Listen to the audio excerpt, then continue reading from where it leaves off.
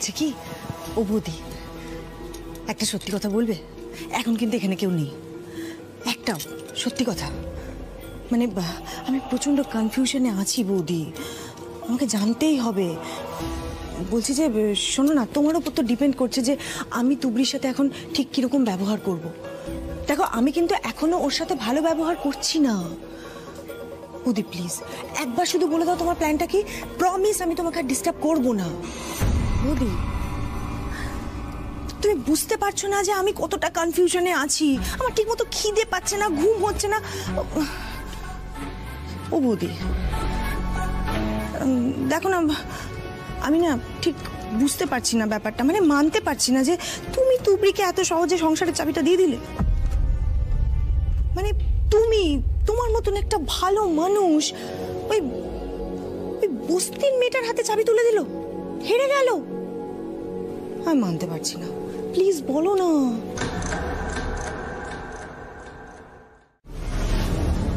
এক কথায় কাজ হবে, নইলে নইলে গুলি করে মাথার খুলি উড়িয়ে দেবো। কিছু একটা করতেই হবে। কারণ কারণ সবাই এখান থেকে এই একদম একদম চালাকি করার চেষ্টা করবেন। গুলি করবে না প্লিজ।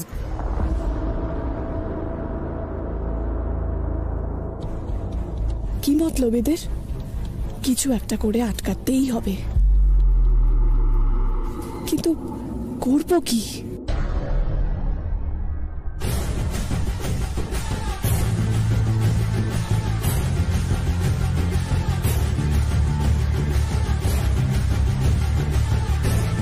ভয় পেলে চলবে না, নিজের কর্তব্য থেকে মুখ লুকিয়ে বাঁচবো না। বলছে আপনারা কি চান আমাকে বলুন, আমাকে ছেড়ে দিন প্লিজ, ছেড়ে দিন। আমাদের চেকপোস্ট পার করিয়ে দিলে আপনার কাজ শেষ। তারপর ফাঁকা জায়গায় আপনাকে নামিয়ে দিয়ে আমরা বেরিয়ে যাব। এর মধ্যে চালাকি করার একদম চেষ্টা করবেন না। আমার কথাটা শুনুন, একটু কথাটা বোঝার চেষ্টা করুন। দেখুন চেকপোস্ট পার হয়ে গেলে যে আপনারা বেঁচে যাবেন তা কিন্তু নয়, এই আপনাদের ধরবে। একদম চালাকি করবেন না। গণেশ বাবু আমাদের কিন্তু কিছু একটা করতে হবে, কিছু একটা ভাবুন কি করা যায়। আমি এক্ষুনি একবার হেডকোয়ার্টার্সে ফোন করছি। তুমি একটা কাজ করো তো, এই গাড়িটা যাতে বেরোতে না পারে তার জন্য তুমি পাশের চেকপোস্টে অ্যালার্ট করে দাও। বলো গাড়ির মধ্যে প্রচুর আর্মস আছে। ওকে ঠিক আছে, আমি আপনাদের হেল্প করার জন্য কথাটা বলছিলাম আর কি। একটা কাজ করুন, গাড়িটাকে না অন্য পথে নিয়ে চলুন। আমি রাস্তা জানি, আমি নিয়ে যাবো, আমাকে গুলি করবেন না প্লিজ। এই এখানে আয়। তুই এখনো এখানে কেন?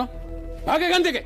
না মানে পালালে তো সেই পুলিশের হাতেই ধরা পড়তাম, কিন্তু তোমাদের সাথে থাকলে একটু কাটতে সুবিধা হতো, এই আর কি। ঠিক আছে ঠিক আছে।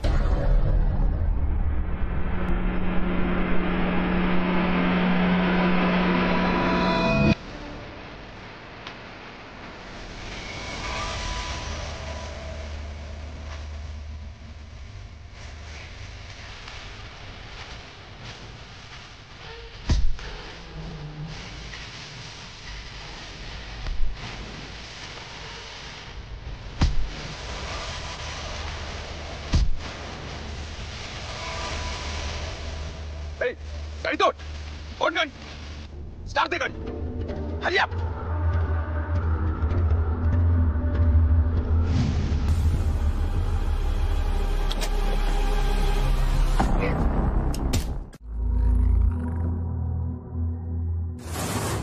কোথায় যাচ্ছ? কোথায় যাচ্ছ তুমি অর্জুন? তুবড়িকে খুঁজতে মা। তুবড়িকে তুমি কোথায় খুঁজে পাবে? জানি না মা, আমি কোথায় খুঁজে পাবো জানি না, কিন্তু গাড়িটা যখন কোর্টের রাস্তায় যাচ্ছিল আমি ওই রাস্তাটাই ধরব। শোনো বেশ, যাও তুমি, নিজের দায়িত্ব একদম ঠিক করে পালন করবে অর্জুন। শোন বাবা, নিজের একটু খেয়াল রাখিস কেমন? আর আমার ঘরের লক্ষ্মীকে ঘরে ফিরিয়ে আনিস তুই।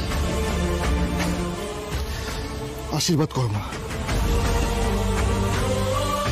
আমি যেন তোমার কথা রাখতে পারি, আমি যেন তোমার ঘরের লক্ষ্মীকে ঘরে ফিরিয়ে আনতে পারি।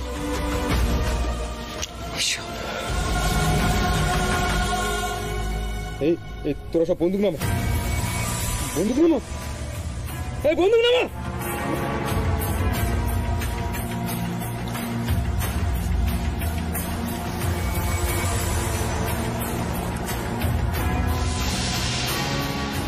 কায়দা করে কোমর থেকে মেশিনটা একবার বার করে সব কটা দানা ওই তুবড়ির মাথায় ভরে দেব, তারপরই শেষ তুবড়ি।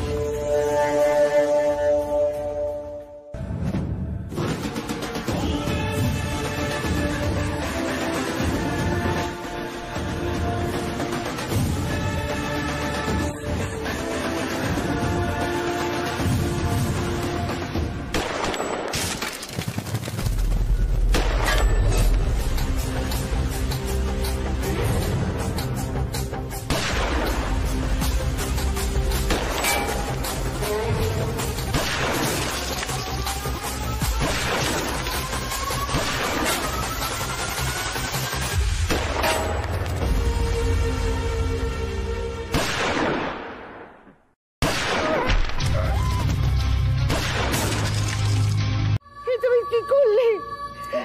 আমাদের কোন অপরাধে শাস্তি দিচ্ছ তুমি?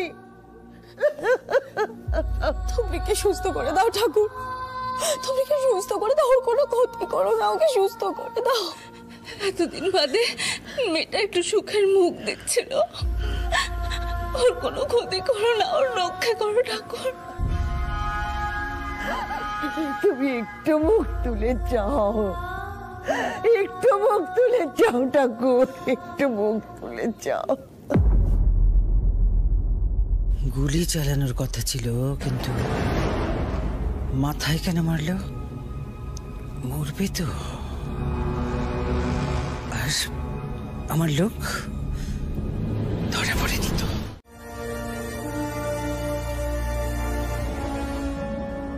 আপনি এখন কেমন বুঝছেন? কেমন লাগছে আপনার? আমি এখানে এলাম কেন?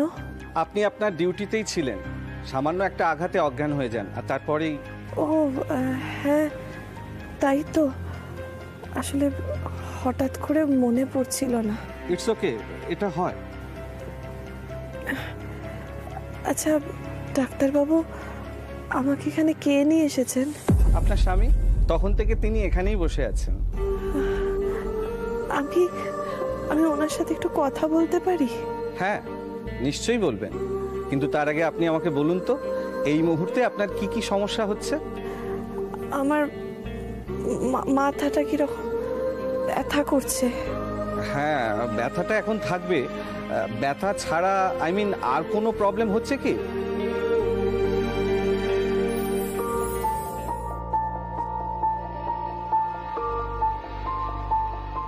গুড, ভেরি গুড, সব ঠিক আছে। কয়েকদিনের মধ্যেই আপনি সম্পূর্ণ সুস্থ হয়ে যাবেন। তবে হ্যাঁ, একটা ব্যাপারে খেয়াল রাখবেন, আপনি কিন্তু এখন দুর্বল, তাই একটু রেস্টের প্রয়োজন।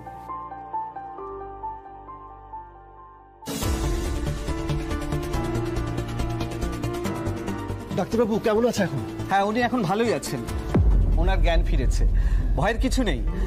আচ্ছা, আপনি বোধহয় ওনার হাজবেন্ড তো? হ্যাঁ। অর্জুন, আপনি এক কাজ করুন, আপনি ভেতরে যান, উনি আপনাকে খুঁজছিলেন। ডক্টর, আমি একটা কথা বলতে পারি? হ্যাঁ বলুন। দেখুন, আমি তুলি বোসের শাশুড়ি মা। আচ্ছা। ও আমার একমাত্র ছেলের বউ, আমার ঘরের লক্ষ্মী। আমি না ওকে না দেখা পর্যন্ত কিছুতে শান্তি পাচ্ছি না ডক্টর। আমার যখন থেকে এই কথাটা কানে এসে খবরটা আমি পেয়েছি, আমার ভীষণ অস্থির লাগছে, আমার মাথা পাগল লাগছে। আপনি কি আমাকে একটু ভেতরে যেতে দিতে পারেন? হ্যাঁ ঠিক আছে, আপনিও যান, কিন্তু একটা বিষয় খেয়াল রাখবেন আর কি, মানে ওনাকে দিয়ে বেশি কথা বলাবেন না। No, sir. শরীরটা দুর্বল তো, একটু রেস্টের প্রয়োজন। Sure, sure. ওকে।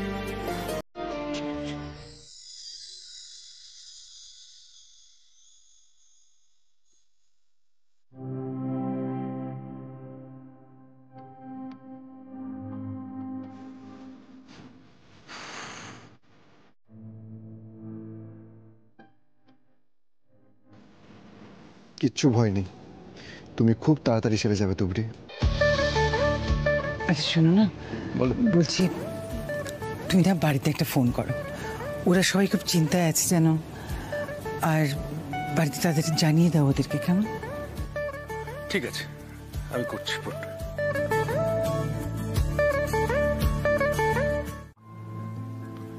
সে কি আজকেই বাড়িতে নিয়ে যাবে? মানে তুবড়ি তো এখনো পুরোপুরি সুস্থ হয়নি। তাছাড়া আর যদি ফার্দার কোনো ইনভেস্টিগেশন চেক আপের ব্যাপার থাকে তাহলে কি করবে?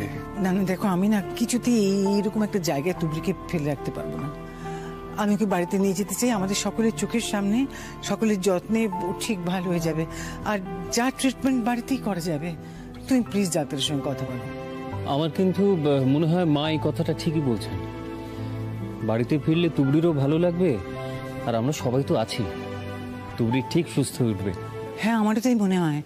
আর শোনো না, তুমি ওই বাড়িতে ফোন করে কথা বলা হয়ে গেলে ডক্টরের কাছে একটু যাও, ওনার সঙ্গে একটু কথা বলো। আর যা যা ফর্মালিটিস আছে হসপিটালের সেগুলো সব সেরে ফেলো। হ্যাঁ হ্যালো, হ্যাঁ আমি দেখছি। হ্যাঁ হ্যালো। কি শালাবাবু, এবার একটু চিন্তা কমলো? হ্যাঁ, তোমার বরকে তো আটকে রাখা যাচ্ছে না। আরে তোমার জন্য চিন্তা করে করে নিজের চোখে দেখো চেহারার কি অবস্থা করেছে, দেখো। আচ্ছা, আপনি ওখানে কেন গিয়েছিলেন? আপনার তো ওখানে যাওয়ার কথা ছিল না। টিভিতে দেখলাম তো, আর টিভিতে ওভাবে দেখার পর তোমাকে ও তো মাও অনেকবার করে অর্জুনকে বলেছেন তোমাকে নিয়ে আসতে, তাই। আপনার যদি কিছু হয়ে যেত? কি করব, মায়ের আদেশ, যেভাবেই হোক ঘরের লক্ষ্মীকে ঘরে ফিরিয়ে আনতে হবে, ব্যাস।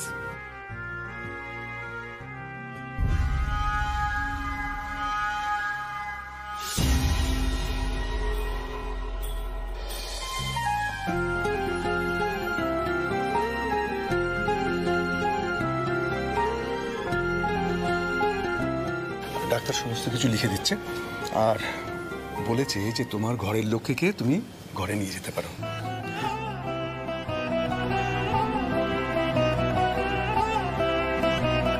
যখন সব পুলিশরা চলে গেছিল, আপনি যাননি কেন? কর্তব্য, চলে গেলে গাফিলতি হতো, আর সেটা আমি কখনোই করতে চাই না। আপনার এই কাজে সরকার ও প্রশাসন খুব খুশি। আপনি কি জানেন, আপনার এই সাহসিকতার জন্য আপনাকে বিশেষ সম্মানে সম্মানিত করা হবে?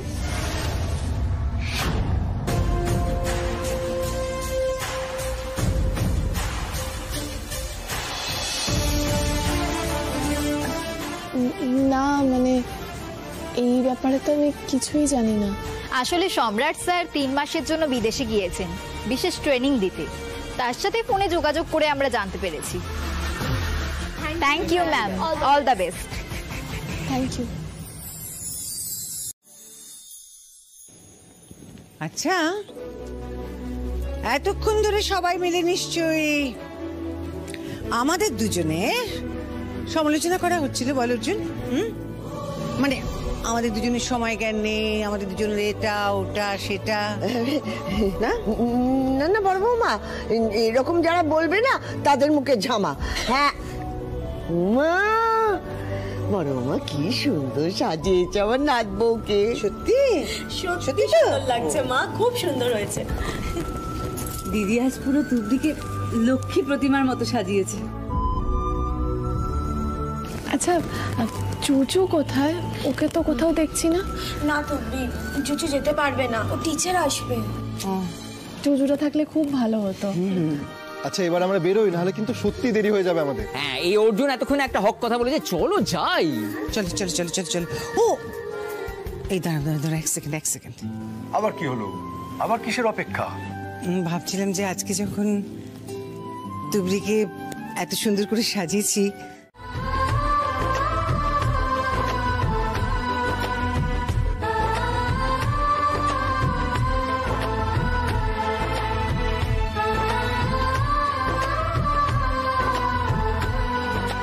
দেখলে তো দীপু, তুবড়ি যখন কনস্টেবলের চাকরিটা পায়, সেই চাকরি করতে দেবে না বলে তোর বৌদি কতটা বিরোধিতা করেছিল, তোর মনে আছে?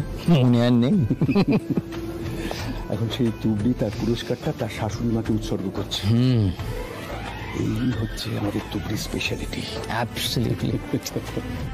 এবার আমি তুলি বোসের স্বামী এবং শাশুড়ি মাকে মঞ্চে আসার জন্য অনুরোধ করছি। মা চলো।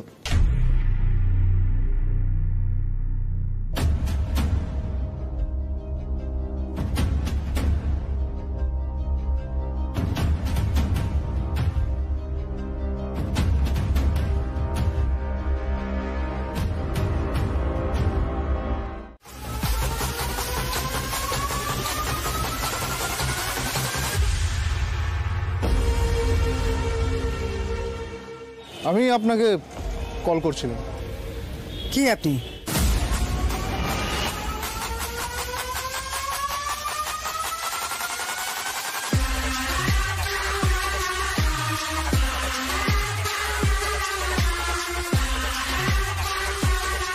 আমাকে চেনা যাচ্ছে না তাই না? অঞ্জলি বোস।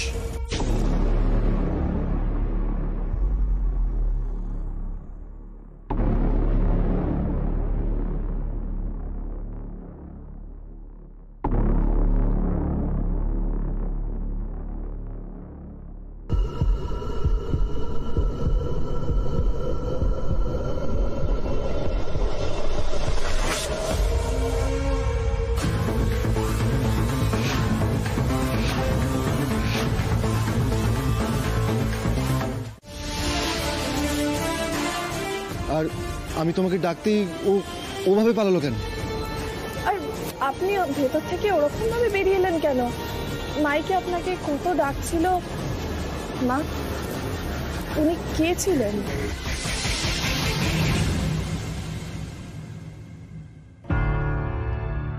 আমার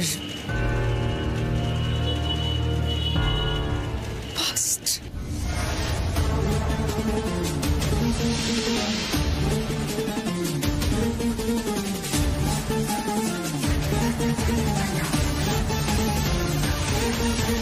আপনার পাস্ট মানে? পাস্ট মানে পাস্ট। দেখো এই কথা তো সত্যি যে প্রয়োজনে বা অপ্রয়োজনে, সময়ে অসময়ে আমার এই হাত দিয়ে অপরাধ তো কম হয়নি। সামান্য হলেও তার কর্মফল আমার পিছু ছাড়বে কেন? ওই জগতেরই একজন এসেছিল আমাকে ব্ল্যাকমেল করতে। তুবরি,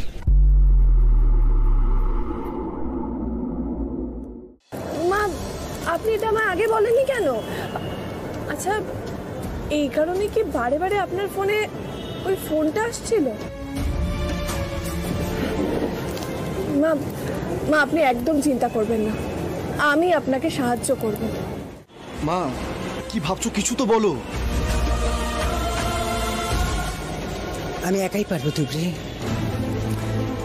আমি চাই না তোমরা এসবের মধ্যে জড়াও। আমি তোমাদের জড়াতে চাই না। তাছাড়া তোমার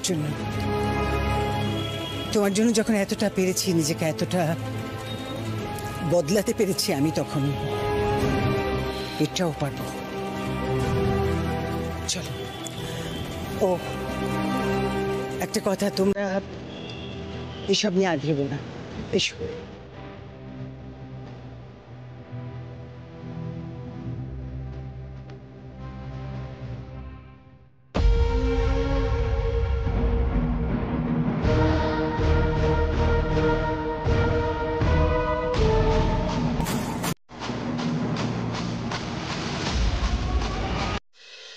কাকিমা, হ্যাঁ দাও, আমি হাতে হাতে দিয়ে দিচ্ছি। দাও। এই চুপ করে বসো, কোনো কথা বলবে না। বসো বসো বসো বসো। আগে রোজ তো সবার শেষে খাবার খাও, আজকে না হয় সবার সাথেই খাবে, তাতে কি হয়েছে?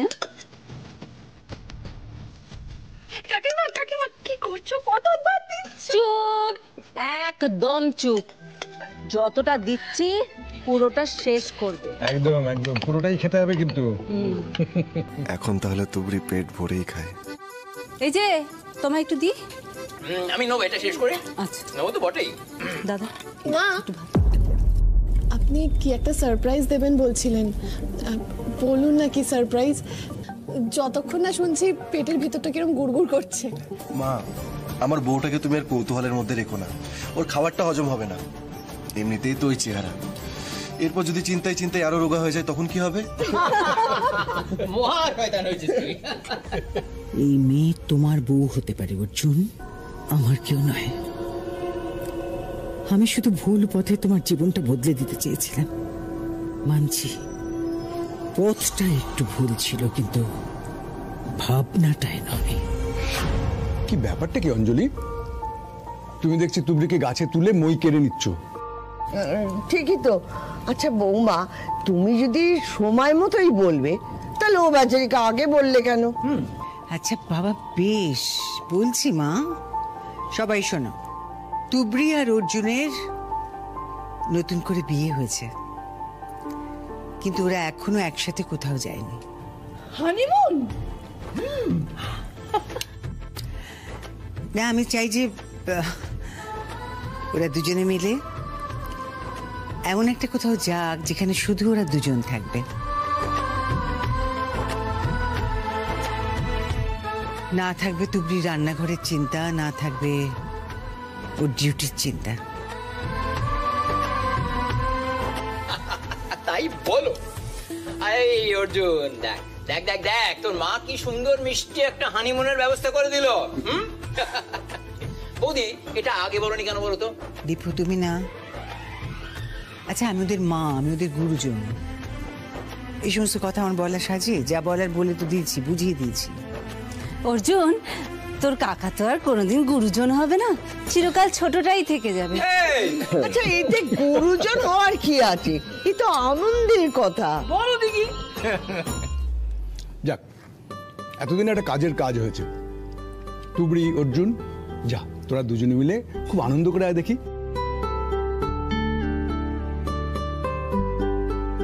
অর্জুন, মা হাতে দিচ্ছি, এই নাও। Good morning. গুড মর্নিং বাবা। Good morning. হ্যাঁ, টাইমিং। চা এসে গেছে। মর্নিং বাবা। কি হলো অঞ্জনা, হাই তুলছিস কেন? কি করব বলো, ঘুমই হয়নি রাতে। জানো তো, কোথাও যাওয়ার থাকলে আমার চিন্তায় ঘুমই হয় না, কি হবে কি হবে সারাক্ষণ। অঞ্জনা, তুই চা খাবি? আমি চাটা খেয়েই বেরোবো। বেরোবে? তোমার তো 11টায় বেরোনোর কথা তুবড়ি, এখন কোথায় বেরোবে মা? আসলে মা, ওই অফিসার না 9টার পর বেরিয়ে যাবেন, আর ছুটির অ্যাপ্লিকেশন করব, তো উনি বেরিয়ে গেলে ছুটিও পাবো না আর বেড়াতে যেতেও পারবো না। যাও তুবড়ি, তুমি একেবারে ছুটি পেয়ে যাবে। তোমার অফিসের ছুটির জন্য তো তোমার মৃত্যু আটকাবে না। তুমি বরং এক কাজ করো তুবড়ি, আমি বাইকটা বের করছি, তুমি আমার সাথেই চলো, আবার আমার সাথেই ফিরে আসবে, নাহলে তো অনেক দেরি হয়ে যাবে। ওই দেখো দেখো দেখো দেখো, সবাই দেখো। হ্যাঁ, আমি যখন সকাল সকাল বলি যে দাদু ভাই আমাকে একটু গঙ্গা জল এনে দিবি, অমনি বাবু আমাকে কাজের ফিরিস্তে জানায়। হ্যাঁ, আর এখন দেখো বাইকটা স্টার্ট দিয়ে রেখে দিয়েছে বউকে সঙ্গে করে নিয়ে যাবে বলে। ঠিক আছে ঠিক আছে, এই পুরনো চালও কিন্তু ভাতে বাড়ে। মা থামো এবার। ঠিক আছে তুবড়ি, তুমি যাও। শোনো, যাবার জন্য সবকিছু গোছানো আছে তো, পরে কিন্তু সময় পাবে না। হ্যাঁ মা, সব গোছানো হয়ে গেছে। আমি ফিরে এসে সবার জন্য জলখাবার বানাবো আর আমরা খেয়ে বেরিয়ে যাব। ওই দেখো, কথায় কথায় জানাই হয়নি। আরে বলছি, তোরা যাচ্ছিসটা কোথায়? না, কাছাকাছি তো শুনলাম, মানে সমুদ্রে? না, কাছাকাছি তো শুনলাম, মানে সমুদ্রে? হ্যাঁ মা, সমুদ্রে। আসলে ওর যা ডিউটির চাপ, মানে তার জন্য কাছাকাছি করলাম আর কি, যাতে চলে আসতে পারে। আমি একটা রিসর্ট বুক করে দিয়েছি। ও অনুরূপ, শোনো না, তোমাদের যাওয়াটা তো পরে ঠিক হলো, সেই জন্য আমি তোমাদের বুকিংটা একটু পরে করেছি। তুমি একবার একটু মোবাইলটা চেক করে নিও প্লিজ। হ্যাঁ, বুকিং ডিটেলস ওখানে পাঠানো আছে।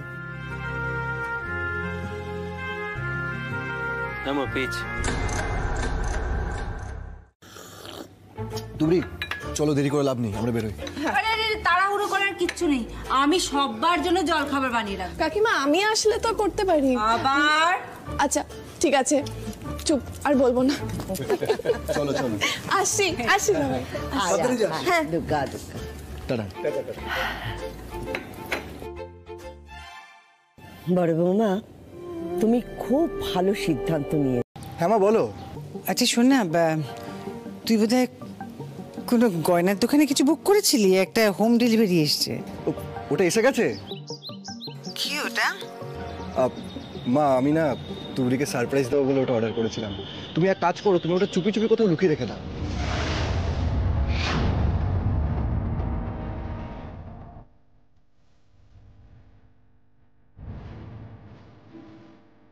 তুবড়িকে সারপ্রাইজ দিতে 2 লক্ষ টাকার গিফট। কি আছে ওতে? আমাকে দেখতেই হবে। Good morning sir. মর্নিং। কি ব্যাপার, সিভিলে কোনো অপারেশন নাকি? না স্যার, আপনাকে না জানিয়ে কোন অপারেশনে যাব আমি? আসলে আজ আমি 3 দিনের একটা ছুটির অ্যাপ্লিকেশন নিয়ে এসেছি।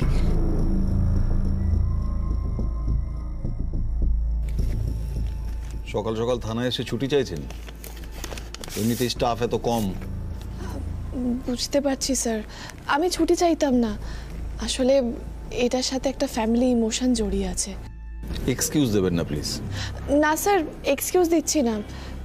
আমি জানি পুলিশের ডিউটিতে পরিবার আর ইমোশন কোনোটাই ম্যাটার করে না। স্যার, আপনার আবার কি হলো? যদি কিছু মনে না করেন স্যার, তাহলে একটা কথা বলবো। ছুটি চাইবেন না প্লিজ।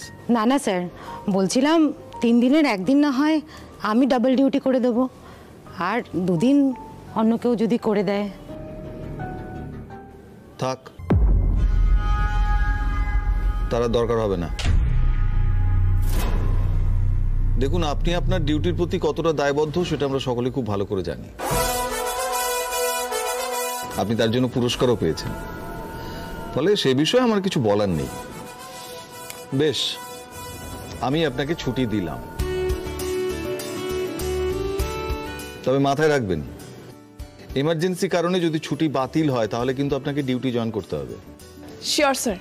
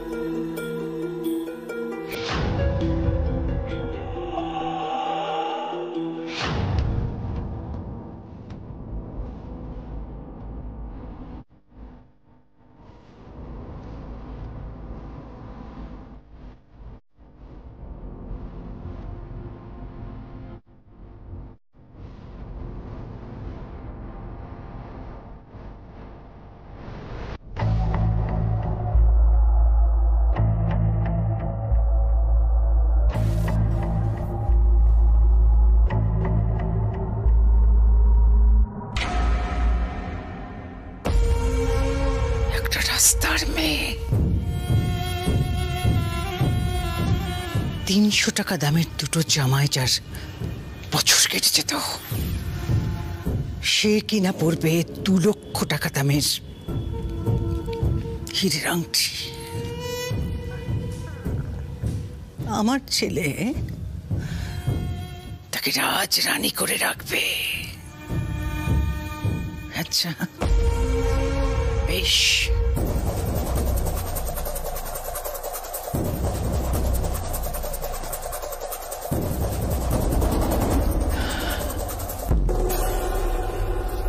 কি আর করব, মেনে নিতে হবে। বিশেষ করে হাওয়া যখন এখন তুবড়ির দিকে। তাছাড়া রাস্তার মেয়ে হলেও সে তো এখন আমার এই পরিবারের বউ, তাই না? 2 লক্ষ টাকার এমনকি আমার পরিবারের বউ মরার সময় তার হাতে একটা হীরের আংটি থাকবে না? না, তা হয় না। তাহলে আমার মান রক্ষা হবে কি করে? ঠিকই আছে, ওই যে বললাম 2 লক্ষ টাকার এমনকি মরবে যখন রানীর মতোই মরুক।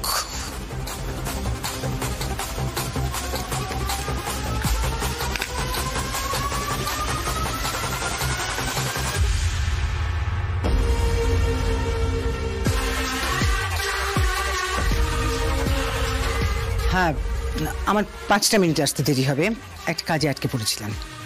তুমি একটু অপেক্ষা করো, ওকে?